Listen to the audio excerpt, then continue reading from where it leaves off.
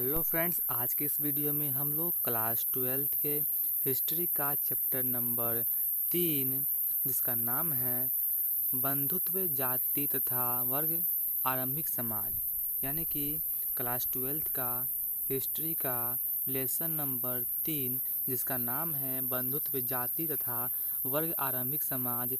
इसका आज हम लोग VVI ऑब्जेक्टिव क्वेश्चन को पढ़ेंगे जो Bihar board exam class 12th 2024 में इसमें से कम 2-3 क्वेश्चन आएगा ही आएगा। तो आप लोग इस वीडियो को पूरा देखिएगा ताकि आप लोगों को समझ में आ सके और आप एग्ज़ाम में अच्छे स्कोर कर सके, समझें। तो आप लोग इस वीडियो को लाइक नहीं किए तो लाइक कर दीजिएगा और ऐसे ही इन्फॉर्मेटिव वीडियो के लिए चैनल को सब्सक्राइब कर लीजिएगा। तो इस वीडियो को शुरू करते हैं। आज का पहला क्वेश्चन है क्वेश्चन नंबर 1। क्वेश्चन कह रहा है कि महाभारत की लगभग कितने वर्ष पहले रचना हुई थी कि वे थे। तो इसका आंसर होगा ऑप्शन नंबर सी यानी कि 1000 वर्ष पहले इसकी रचना हुई थी महाभारत की। क्वेश्चन नंबर 2 है, इसमें कह रहा है कि महाभारत का समालोचनात्मक संस्करण से संबंधित एक अत्यंत महत्वाकांक्षी परियोजना की जिस वर्ष शुरुआत हुई वह था। तो इसका आंसर होगा ऑप्शन नंबर ए 1919 में, यानी कि कह रहा है कि महाभारत का समालोचनात्मक संस्करण से संबंधित एक अत्यंत महत्वाकांक्षी योजना की शुरुआत 1919 ईस्वी में हुआ था। तो इसका answer option number A right होगा। क्वेश्चन नंबर 3 है कि प्राचीन भारत के महाकाव्यों का नाम क्या है। तो इसका आंसर होगा ऑप्शन नंबर ए यानी कि महाभारत। प्राचीन भारत के महाकाव्य का नाम महाभारत है। तो इसका answer option number A right होगा। क्वेश्चन नंबर आगे है 4 नंबर। इसमें बोल रहा है कि महाभारत के महान संस्करण में कुल क्षेत्रों की संख्या है। तो इसका आंसर होगा ऑप्शन नंबर ए यानी कि 1 लाख है। यहाँ पर 1 लाख होगा, यानी कि महाभारत के महान संस्करणों में कुल संख्या 1 लाख है। 1 लाख है, तो इसका आंसर ऑप्शन नंबर ए सही होगा। क्वेश्चन नंबर यहाँ पर 5 नंबर दिया हुआ है कि निम्नलिखित में दो सर्वाधिक लोकप्रिय संस्कृति कौन है। यानी कि निम्नलिखित में दो सर्वाधिक लोकप्रिय स्मृतियाँ है। तो इसका आंसर होगा ऑप्शन नंबर ए मनुस्मृति और याज्ञवल्क्य स्मृति। मनुस्मृति और याज्ञवल्क्य स्मृति यह दोनों बहुत ही लोकप्रिय है। मनुस्मृति और याज्ञवल्क्य स्मृति दोनों बहुत ही महत्वपूर्ण, बहुत ही लोकप्रिय हैं, इसीलिए इसका आंसर ऑप्शन नंबर ए सही होगा। क्वेश्चन नंबर 6 है कि इतिहासकारों के मतानुसार महाकाव्यों में जो जानकारी मिलती है अधिकांशतः संबंधित है। तो इसका आंसर क्या होगा। इसका आंसर आपको होगा उत्तर वैदिक काल से, यानी कि इतिहासकार के अनुसार जो महाकाव्यों में जानकारी मिलती है वह कहाँ से मिलती है। तो इसका आंसर होगा वह उत्तर वैदिक काल से मिलती है। वह कहाँ से मिलती है, तो उत्तर वैदिक काल से मिलती है, यानी कि इसका आंसर ऑप्शन नंबर 20 सही होगा। क्वेश्चन नंबर 7 है कि कौर यानी कि कुरु कबीले का उदय किन दो बड़े कबीलों के संयुक्त होने पर हुआ। यानी कि कौर यानी कि कुरु, देखिए सबसे समझे कुरु एक महाजनपद थी, यानी कि कुरु महाजनपद का उदय किन दो बड़े बड़े कबीले के मिलने से हुआ। तो इसका आंसर होगा 7 के ऑप्शन नंबर बी यानी कि भरत और करु। इन दोनों के मिलने से ही कुरु महाजनपद का उदय हुआ। क्वेश्चन नंबर 8 है क्षत्रिय शब्द का साहित्यिक अर्थ है। तो इसका आंसर होगा ऑप्शन नंबर डी जिसका है राज्य या क्षेत्र पर अधिकार होना, यानी कि राज्य और क्षेत्र पर अधिकार होना। इसका आंसर होगा ऑप्शन नंबर डी। अगला क्वेश्चन है क्वेश्चन नंबर 9 महाभारत के प्राधिकरण में कितने छंदों वाला एक पूर्ण मूल पाठक का उल्लेख किया गया है। तो इसका आंसर होगा ऑप्शन नंबर सी यानी कि 24,000 मूल पाठक का उल्लेख किया गया है। क्वेश्चन नंबर 10 है, इसमें कह रहा है कि कुरुओं की राजधानी के रूप में उल्लेख किया गया है, यानी कि कुरु की राजधानी कौन था। तो इसका आंसर होगा ऑप्शन नंबर डी, यानी कि इनमें से सभी। यानी कि कुरु की राजधानी इन तीनों में से सभी क्रमानुसार, मतलब कि कोई कभी कभी ई था तो कभी ई था तो कभी ई था, लेकिन उसका राजधानी तीनों ही रहा। यानी कि इसका आंसर ऑप्शन नंबर डी होगा। मतलब कि पूछेगा कि कुरुओं की राजधानी कौन थी, तो इसका आंसर होगा हस्तिनापुर भी थी, इंद्रप्रस्थ भी थी और इशुकर भी थी। तो इसीलिए इसका आंसर ऑप्शन नंबर डी सही होगा। क्वेश्चन नंबर 11 कह रहा है कि कौरव एवं पांडव दोनों किस वंश से संबंधित थे। कौरव एवं पांडव दोनों किस वंश से संबंधित थे, तो इसका आंसर होगा ऑप्शन नंबर ए कुरु, यानी कि कौरव के साथ साथ पांडव दोनों कुरु वंश से संबंधित थे। तो इसीलिए आपको इसका आंसर ऑप्शन नंबर ए सही होगा। तो इसका आंसर ऑप्शन नंबर ए सही होगा। क्वेश्चन नंबर 12 है कि महाभारत में कुल श्लोक की संख्या कितनी है। महाभारत में कुल श्लोक की संख्या कितनी है, तो इसका आंसर होगा ऑप्शन नंबर बी, यानी कि इकाई, दहाई, सैकड़ा, हजार, 10,000, लाख, 1,02,17। 1,02,17 इसमें श्लोक है, किसमें, महाभारत में। तो इसका आंसर ऑप्शन नंबर बी सही होगा। क्वेश्चन नंबर 13 इसमें दिया हुआ है कि महाभारत में 8 प्रकार के विवाह का उल्लेख मिलता है। बात सही है, महाभारत में 8 प्रकार का विवाह का उल्लेख मिलता है। इसमें कुल कितने प्रकार का विवाह श्रेष्ठ एवं धर्म सम्मत हैं माने जाते हैं, तो इसका आंसर होगा ऑप्शन नंबर डी, यानी कि 4। देखिए, महाभारत में कहे तो या मनुस्मृति कहे तो दोनों में विवाह का 8 प्रकार बताया गया है, यानी कि विवाह के 8 प्रकार बताया गया है।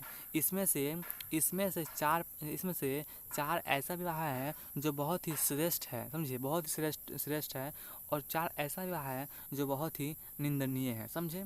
तो क्वेश्चन नंबर अगला है, इसीलिए इसका आंसर होगा ऑप्शन नंबर डी, यानी कि 4 विवाह जो कि बहुत ही श्रेष्ठ है। तो क्वेश्चन नंबर 14 है, ब्राह्मणों का मुख्य कार्य क्या था। ब्राह्मणों का मुख्य कार्य क्या था, तो इसका आंसर होगा ऑप्शन नंबर ए, अध्ययन और अध्यापन। यानी कि ब्राह्मण लोग मुख्य रूप से पढ़ते थे और पढ़ाते थे, समझे।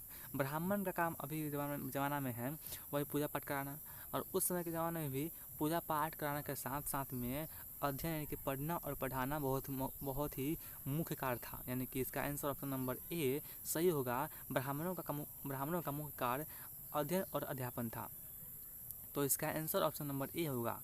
क्वेश्चन नंबर 15 है। क्वेश्चन नंबर 15 है, महाभारत का सबसे शिक्षाप्रद एवं रोचक भाग कौन सा है, तो इसका आंसर आपको पता ही होगा। इसका आंसर बहुत लोगों को पता होगा, आपको भी पता होगा। मतलब कि महाभारत का सबसे शिक्षाप्रद भाग कौन सा है, आपको पता ही होगा। ऑप्शन नंबर बी होगा भगवत गीता, जिसका पूरा नाम है श्रीमद् भगवत गीता। मतलब कि गीता का पूरा नाम है श्रीमद् भगवत गीता, समझे। और इसका आंसर होगा option number B, Bhagavad Gita होगा, समझे।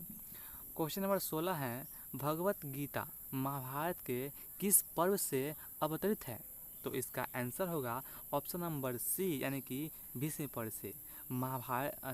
भगवत गीता महाभारत के भीष्म पर्व से अवतरित है, और गीता का पूरा नाम है श्रीमद् भगवत गीता, समझे। अब देखिए यहाँ पर क्वेश्चन नंबर 17 है। क्वेश्चन नंबर कितना है, 17 है। द्रोणाचार्य को किस शिष्य ने गुरु दक्षिणा में सहर्ष अपना अंगूठा काट कर दे दिया, यह भी आपको पता ही होना चाहिए और होवे करेगा, समझे। तो इसका आंसर होगा ऑप्शन नंबर बी, एकलव्य। यानी कि एकलव्य ऐसा शिष्य था जिसने अपना, मतलब कि दक्षिणा के रूप में उसने अपना अंगूठा काट कर दे दिया, समझे। तो इसका आंसर ऑप्शन नंबर बी होगा, एकलव्य। क्वेश्चन नंबर 18 है, चीनी यात्री फाहियान लिखता है, जब वे नगर अथवा बाजार आते थे तो उन्हें लकड़ी द्वारा ठक ठक करते हुए आना पड़ता था, जिससे लोग इसे देखने के दोष से बच जाए। यह कथन किसके लिए कहा गया है, तो इसका आंसर होगा ऑप्शन नंबर 18 के सी, चंडाल। यानी कि चंडाल के लिए कहा गया है, जिसने फाहियान ने लिखा है। तो इसका आंसर ऑप्शन नंबर सी सही होगा। क्वेश्चन नंबर आगे दिया हुआ है आपको 19 नंबर। इसमें कह रहा है कि पुत्र के आगे माता का गोत्र किस वंश के लोग लगाते थे। पुत्र के आगे माता का गोत्र, जैसे कि आप नाम सुने होंगे गौतमी पुत्र सतकर्णी, मतलब कि उसका नाम है सतकर्णी, लेकिन वह गौतमी के पुत्र है, इसीलिए कहा गया है गौतमी पुत्र सतकर्णी। तो वही यहाँ पे कह रहा है कि पुत्र के नाम के आगे उसके माता के गोत्र किस वंश के लोग लगाते थे। तो इसका आंसर होगा ऑप्शन नंबर बी, यानी कि सातवाहन वंश के लोग लगाया करते थे, समझे। तो इसका आंसर ऑप्शन नंबर बी सही होगा। क्वेश्चन नंबर अगला है 20 नंबर क्वेश्चन यहाँ पे दिया हुआ है। 20 नंबर क्वेश्चन कह रहा है कि पुराणों के अनुसार पांडव के वंशज निश्चुक ने हस्तिनापुर की बाढ़ों में बह जाने के बाद अपनी राजधानी कहाँ बनाई थी। तो इसका आंसर होगा ऑप्शन नंबर सी, कौशाम्बी में बनाई थी। तो क्वेश्चन नंबर अगला है 21 नंबर। कह रहा है क्वेश्चन कि महाभारत और पुराण में मथुरा के शासक वंश को कहा गया है।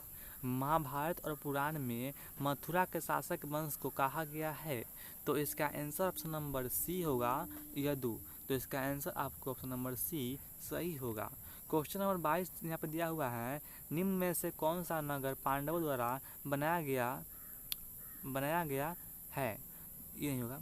तो इसका आंसर ऑप्शन नंबर होगा, इसका आंसर ऑप्शन नंबर बी होगा, इंद्रप्रस्थ, यानी कि इंद्रप्रस्थ जो कि हस्तिनापुर की राजधानी इंद्रप्रस्थ की राजधानी हस्तिनापुर थी। तो इंद्रप्रस्थ किसके द्वारा स्थापना किया गया। तो इसका आंसर होगा पांडवों के द्वारा, जो 5 पांडव थे उन्हीं के द्वारा इंद्रप्रस्थ की स्थापना किया गया, समझे। और इंद्रप्रस्थ की राजधानी थी हस्तिनापुर।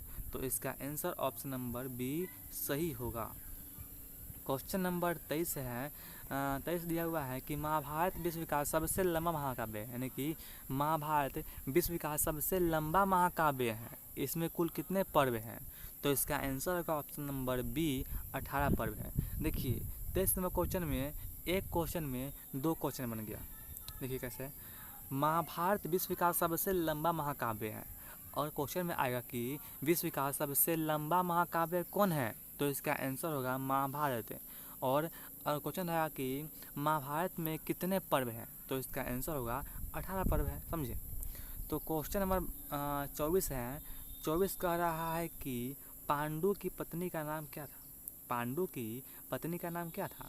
तो इसका आंसर होगा ऑप्शन नंबर ए, कुंती था। चलिए आगे बढ़ते हैं क्वेश्चन नंबर 25 की ओर। अब देखिए क्वेश्चन नंबर 25 दिया हुआ है, V.S. सुमथाकर एक प्रसिद्ध विद्वान थे। किस चीज़ का। तो इसका आंसर होगा संस्कृत का। देखिए उनका नाम ही लग रहा है संस्कृत जैसा, समझे। लग रहा है, ये है नहीं, लेकिन लग रहा है कि वैसा ही लग रहा है, इसीलिए इसका आंसर होगा संस्कृत। अब देखिए क्वेश्चन नंबर 26 का रहा है कि संस्कृत ग्रंथों में कुल शब्द का प्रयोग होता है, मतलब कि संस्कृत ग्रंथ में जो कुल शब्द है ना, इसका प्रयोग कैसे करते हैं हम, किस लिए करते हैं। तो इसका आंसर होगा ऑप्शन नंबर ए, परिवार के लिए, यानी कि जो संस्कृत शब्द है कुल शब्द का प्रयोग हम करते हैं परिवार के लिए, समझे। कुल का प्रयोग करते हैं परिवार के लिए। तो इसका आंसर ऑप्शन नंबर ए सही होगा। क्वेश्चन नंबर 27 नंबर क्वेश्चन दिया हुआ है कि मनुस्मृति का संबंध है। तो इसका आंसर होगा ऑप्शन नंबर बी, बौद्ध धार्मिक साहित्य से, यानी कि मनुस्मृति का संबंध है बौद्ध धार्मिक साहित्य से। अब देखिए मनुस्मृति में विवाह का कितने प्रकार का उल्लेख किया गया है। तो 8 प्रकार का उल्लेख किया गया है विवाह का, समझे। और इसमें से 4 श्रेष्ठ है और 4 निंदनीय है। अब क्वेश्चन नंबर 28 है, श्रीमद् भगवत गीता या भगवत गीता का अंग्रेजी में अनुवाद किसने किया। श्रीमद् भगवत गीता का अंग्रेजी में अनुवाद किसने किया। देखिए जो लिखा हुआ है ना गीता, वह संस्कृत में लिखा गया, लेकिन जब इसको अति में किया गया अनुवाद अंग्रेजी में, तो किसने किया। तो इसका आंसर होगा option number A, Charles Wilkin ने। तो इसका आंसर ऑप्शन नंबर ए सही होगा। और अगर आगे क्वेश्चन है, अगला क्वेश्चन है 29 नंबर। इसमें कह रहा है कि महाभारत के रचनाकार कौन है, महाभारत के रचनाकार कौन है। तो इसका आंसर होगा महर्षि Ved Vyas. Option number B सही होगा। और अगर यहाँ पर भी कह दे कि महाभारत के रचनाकार है महर्षि वेद व्यास, लेकिन इसको अंग्रेजी में किसने अनुवाद किया, तो चार्ल्स विल्किन ने, समझे। अब देखिए क्वेश्चन नंबर आज का मतलब कि क्वेश्चन नंबर 30 कह रहा है, ये कह रहा है क्या स्त्री धन का उत्तराधिकारी हक किसको था। स्त्री धन का मतलब कि महिलाओं के संपत्ति का उत्तराधिकारी, मतलब कि महिलाओं की संपत्ति का हक किसके पास था। मतलब कि अगर जब महिला मर जाती थी तो उसका संपत्ति किसके पास जाता था। तो इसका आंसर होगा ऑप्शन नंबर बी मात्र पिता के पास, मात्र पिता के पास, समझे। इसका आंसर ऑप्शन नंबर बी सही होगा। अब देखिए आज का लास्ट क्वेश्चन है, क्वेश्चन नंबर 31। गंगा पुत्र किसे कहा जाता है, गंगा पुत्र किसे कहा जाता है। तो आपको पता ही होगा गंगा पुत्र ऑप्शन नंबर सी भीष्म को कहा जाता है। तो दोस्तों आज के इस वीडियो में इतना ही था। अगर आप लोग को इस जो पढ़े हैं भी इसका PDF चाहिए तो इसका PDF लेने के लिए आप लोग इस नंबर पर आप लोग मैसेज कीजिएगा, समझे। 76 54 84 72 98 आप लोग इस मोबाइल नंबर पर व्हाट्सएप पर मैसेज कीजिएगा, हम आपको PDF भेज देंगे और ग्रुप में भी जोड़ देंगे। तो फ्रेंड्स आज की इस वीडियो में इतना ही था। अगर आप लोगों को यह वीडियो थोड़ा भी अच्छा लगा होगा तो लाइक कर दीजिएगा, और ऐसे ही इन्फॉर्मेटिव वीडियो के लिए क्लास 12 के आर्ट्स सब्जेक्ट के लिए आप लोग क्लास 12 में हैं और आर्ट्स सब्जेक्ट पढ़ना चाहते हैं तो आप लोग इस चैनल को सब्सक्राइब कर लीजिएगा और बेल आइकन दबा दीजिएगा और ऑल में कर लीजिएगा, जिससे कि मेरी हर अपडेट आपको मिलता रहे। तो आज की वीडियो में इतना ही था। अब मिलते हैं अगले वीडियो में किसी और नए टॉपिक के साथ, तब तक के लिए धन्यवाद।